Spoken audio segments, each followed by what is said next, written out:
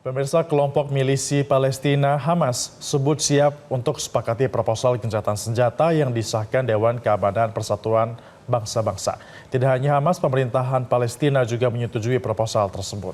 Untuk mengetahui kondisi terkini di Gaza, kita sudah terhubung langsung dengan relawan Mercy di Gaza, Fikri Rafiul Haq. Selamat pagi Fikri, bagaimana kondisi terkini di Gaza usai Hamas menyetujui proposal gencatan senjata dari DKPBB? Ya, selamat dini hari waktu Gaza, Mas Febri dan juga Mbak Glory. Memang sampai detik ini, di mana memang sudah adanya persetujuan dari beberapa pihak, baik dari pihak Hamas maupun dari anggota Dewan PBB mengenai resolusi gencatan senjata. Namun Israel sekali lagi belum juga menghentikan serangan sampai pada hari ini, di mana Kementerian Kesehatan Palestina mengatakan dalam 24 jam terakhir ada 3 pembantaian yang dilakukan oleh pihak Israel di kota Rafah, sehingga mengakibatkan 38 warga syahid dan juga 100 lainnya mengalami luka-luka. Dan bukan hanya itu saja,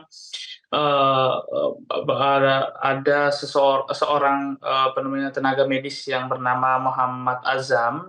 Beliau adalah tenaga medis di mana anggota keluarganya ditargetkan kemarin di kota Zaitun yang ada di Gaza City, sehingga 4 anggota keluarga mereka, anggota beliau meninggal dan juga 4 lainnya mengalami luka-luka, dan 2 orang anak-anak masih di bawah puing reruntuhan. Yang kita tahu bahwa masih ada 10.000 jiwa yang masih di bawah puing-puing reruntuhan yang masih belum bisa dievakuasi oleh tenaga kesehatan Palestina, sehingga akibat pembantaian yang masih terus terjadi sampai hari ini, jumlah korban dari 7 Oktober lalu sampai hari ini menyentuh angka 37.200 lebih, di mana terdapat 15.500 lebih adalah anak-anak dan juga 10.000 lebih dari kalangan wanita, serta 490 lebih tenaga medis dan 150 lebih jurnalis yang menjadi target sasaran Israel sejak 7 Oktober lalu. Sementara korban luka-luka menyentuh angka 84.900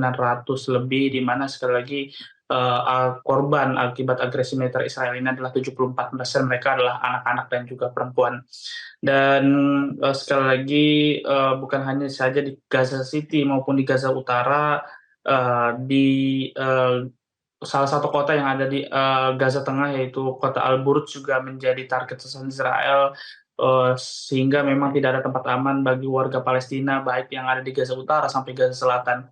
Dan informasi terbaru yang kami dapatkan juga dari media lokal ataupun jurnalis lokal, bahwa Israel juga telah membebaskan 70 sandera yang diculik di Gaza Utara. Mereka lepaskan di kota Beit Lahia, dan mereka masih terus menjalani perawatan intensif yang ada di Rumah Sakit Kamal Udwan yang ada di Gaza Utara, karena bukan hanya saja dari psikologis mereka yang terganggu akibat penyiksaan yang ada di dalam penjara, namun tubuh mereka banyak yang terkena luka lebam dan juga penyiksaan-penyiksaan yang dilakukan oleh pihak Israel di penjara yang ada di Israel, sehingga saat ini juga masih banyak warga Palestina, baik dari dari jalur Gaza maupun di tepi barat, yang masih di penjara, yang ada di penjara Israel. Dan informasi yang kami dapatkan memang terus terjadi kekerasan yang dilakukan oleh pihak Israel, atau penyiksaan lebih tepatnya, di penjara-penjara Israel. Bahkan banyak ketika warga Palestina dilepaskan, banyak anggota-anggota tubuh mereka tidak lengkap, bahkan ada pencurian organ-organ tubuh yang dilakukan oleh pihak Israel terhadap masyarakat sipil yang ada di jalur Gaza. Ya, Fikri, di tengah kondisi seperti yang Anda ceritakan tadi, bagaimana dengan stok makanan hingga pasokan listrik di sana? Ya, saat ini semua pasokan sangat-sangat sulit sekali ya, terutama air bersih dan juga makanan. Kalau kita bisa lihat dari jurnalis lokal yang ada di Gaza Utara, banyak anak-anak kecil yang memang saat ini, bahkan bukan anak-anak kecil, tapi semua warga yang ada di jalur Gaza saat ini kelaparan, terutama yang ada di Gaza Utara. di mana banyak foto-foto tersebar anak-anak kecil yang mengalami malnutrisi ataupun dehidrasi, bahkan jumlah korban saat ini terus meningkat akibat warga yang terkena malnutrisi dan juga dehidrasi. Kemenkes Palestina mengupdate ada 37 orang yang terkena malnutrisi atau dehidrasi, dan sebagian besar mereka adalah anak-anak, sehingga saat ini masyarakat Palestina sangat-sangat membutuhkan bantuan baik air minum ataupun air bersih atau terutama juga obat-obatan ataupun bahan bakar untuk menyuplai sejumlah rumah sakit yang masih beroperasi yang ada di jalur Gaza.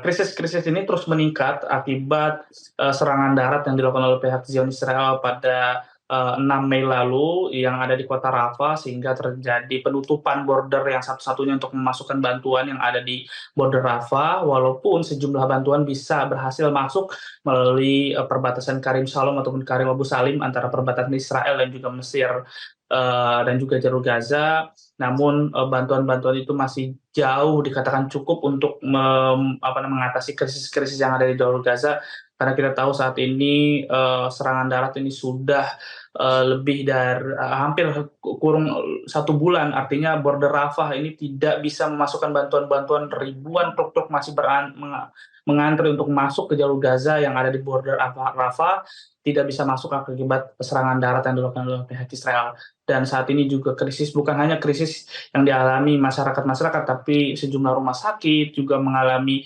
kekurangan bahan bakar, obat-obatan, dan tak lupa juga tenaga medis ya juga terus berkurang, karena Israel juga sampai detik ini masih terus menargetkan baik para jurnalis maupun para tenaga medis yang terus membantu masyarakat Palestina di tengah genosida yang dilakukan oleh pihak Israel.